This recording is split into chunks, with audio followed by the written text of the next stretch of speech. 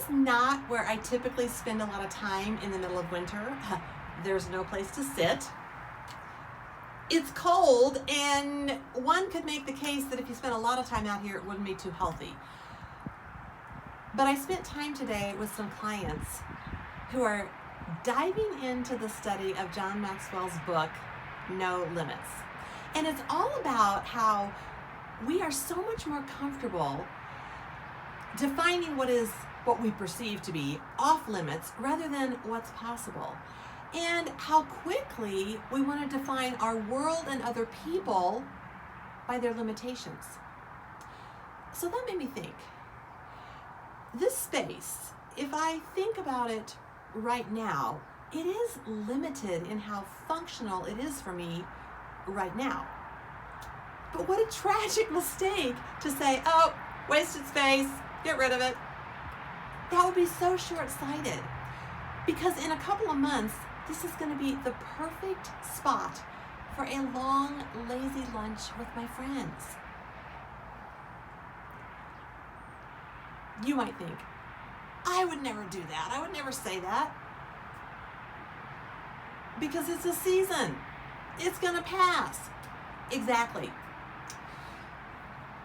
That's pretty easy to do with things we can see. But how willing are we to be that gracious and accommodating with things that we can't see? Our thinking. Here's what I mean. How often do we kill an idea before it's even had a chance to breathe on its own? Because we've already relegated to the that won't work here and now pile.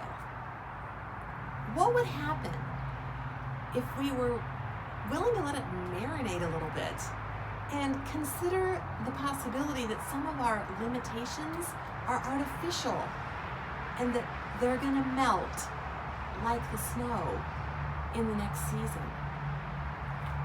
What I continue to learn every day is that mindset, awareness about how we're thinking and what we're thinking impacts everything. And if we don't pay attention to that, we run the risk of tearing down the very thing that could set us up for success. So how are you defining your team, your environment, yourself? Is it by today's limitations or by tomorrow's possibilities? Which one you choose makes a difference in your results. That's my perspective this Friday. I'm Amy Barg, living large.